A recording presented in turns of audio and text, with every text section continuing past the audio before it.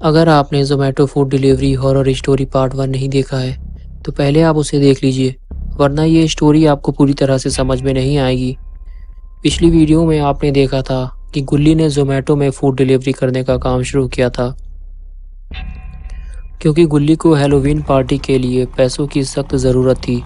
इसीलिए गुल्ली जल्दी जल्दी फूड डिलीवरी कर रहा था और डिलीवरी करते करते वो एक वीरान कब्रिस्तान पहुंच जाता है, जहां एक बहुत बड़ा दानव रहता है। और उस दानव ने इस कब्रिस्तान में एक पिंजरे के अंदर एक बूढ़े आदमी को बलि देने के लिए कैद करके रखा हुआ है। गुल्ली बुल्ली जैसे ही उस आदमी को देखते हैं, वो उसे पिंजरे से बाहर ले आते हैं।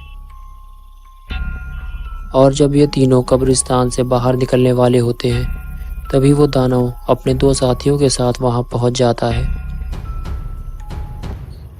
गुल्ली बुल्ली उस आदमी के साथ एक घर के पीछे छुप जाते हैं और उस दानव के वहां से चले जाने का इंतज़ार करते हैं। ये दानव उस बूढ़े आदमी की बलि देने आया है, जिसे उसने कब्रिस्तान के अंदर पिंजरे में कैद करके रखा था, क्योंकि हर हैलोवीन की रात ये दानव किसी न किसी की बलि ज़रूर चढ़ाता है, क्योंकि बलि देने के बाद ये और भी ज़्यादा ताकतवर हो जाता है। जैसे ही वो दानव वहाँ से जाता है, ये तीनों भागकर स्कूटर में बैठ जाते हैं। लेकिन गुल्ली जैसे ही स्कूटर चलाता है, वो बूढ़ा आदमी स्कूटर से नीचे गिर जाता है और गुल्ली बुल्ली वहाँ से चले जाते हैं कि बाहर जाकर देखो, एक बहुत बड़ा चमगादड़ आके स्टोर के ऊपर बैठ गया है। ये सुनकर गुल्ली बुल्ली और मैनेजर स्टोर से बाहर आकर उसे देखने लगते हैं। गुल्ली बुल्ली इस चमगादड़ को देखते ही समझ जाते हैं कि ये वही चमगादड़ है जो कब्रिस्तान से बाहर उस बूढ़े आदमी को उठा कर ले गया था, और अब ये हमारे पीछे पड़ा हुआ है। और तभी चमगादड़ गुल्ली बुल्ली की तरफ झपटता है, लेकिन सभी लोग स्टोर के अंदर भाग जाते हैं और स्टोर का दरवाज़ा बंद कर लेते हैं। और तभी वो चमगादड़ अपने असली रूप में आ जाता है। यह उसी दानव का साथी है जो कब्रिस्तान में रहता है। दिखने में तो ये सीधे साधे लगते हैं, लेकिन ये खूंखार शैतानों में से हैं और किसी को भी पल भर में मार डालते हैं।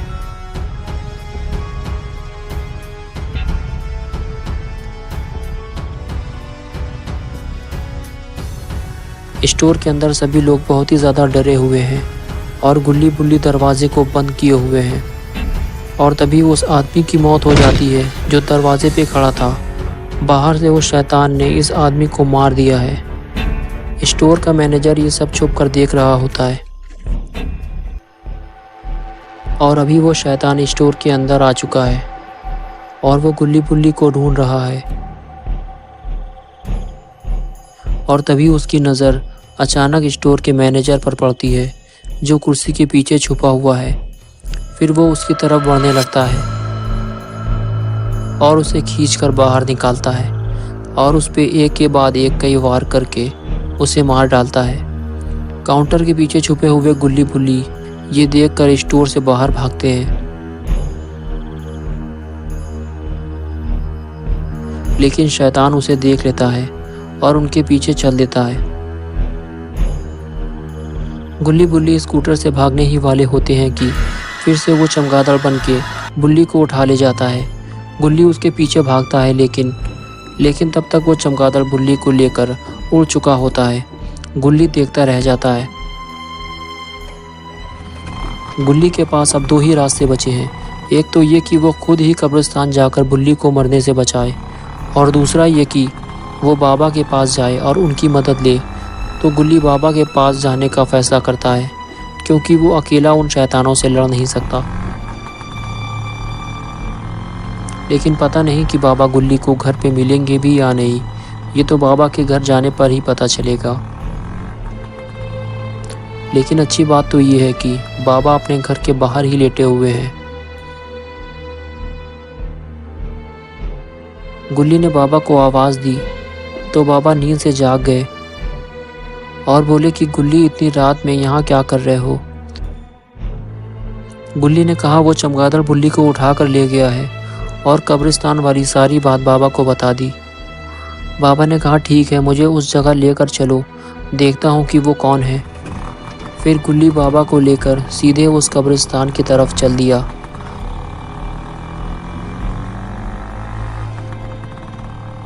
रास्ते भर गुल्ली यही सोचता रहा कि पता नहीं बुल्ली अभी कहाँ होगा, पता नहीं वो जिंदा भी होगा या नहीं। वहाँ पहुँचते ही बाबा ने गुल्ली से पूछा, क्या यही वो कब्रिस्तान है? गुल्ली ने कहा, हाँ यही वो कब्रिस्तान है। और वो रहा दानव जो बुल्ली को पकड़े हुए है, हमें जल्दी ही वहाँ पहुँचना होगा।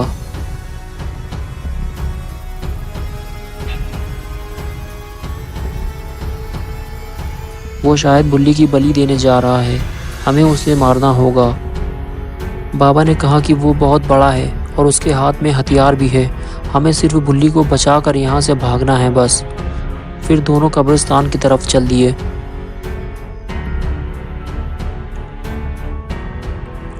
और फिर गुल्ली कब्रिस्तान के अंदर झांक कर देखता है तो दानव ही वहाँ अकेला होता है, उसका कोई भी साथी वहाँ पे नहीं होता। तभी बाबा गुल्ली से कहते हैं कि उस पिंजरे के अंदर भी कोई है, वो शायद पिंजरे की मरम्मत कर रहा होता है। तभी गुल्ली धीरे धीरे वहाँ पहुँचकर पिंजरे का दरवाज़ा बंद कर देता है और जैसे ही वो आगे बढ़ता है तो देखता है कि दानव ने उसे देख लिया है।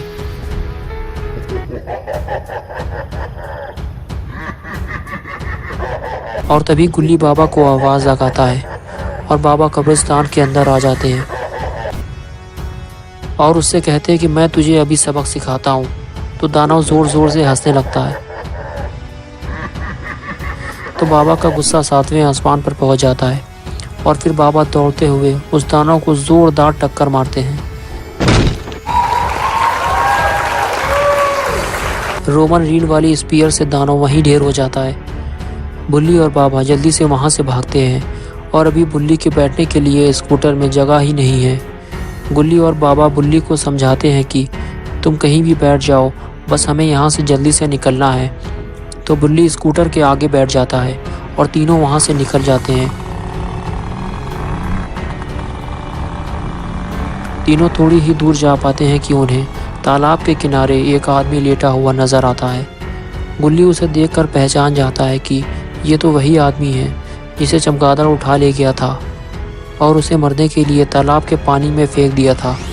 तभी बुल्ली स्कूटर से उतरकर उसके पास जाता है और उसे हिलाता है, ये देखने के लिए कि वो बूढ़ा आदमी ज़िंदा है या मर गया। लेकिन वो तो ज़िंदा बच गया है, लेकिन उसकी हालत बहुत ही ज़्यादा ख़राब है। ये देखकर बुल्ली उस आदमी को खींचकर ऊपर ले आता है और उसे स्कूटर के बीच में फिट कर देता है। और अब ये स्कूटर कम और बैलगाड़ी ज़्यादा लग रही है और अब ये स्कूटर बैलगाड़ी बन चुका है।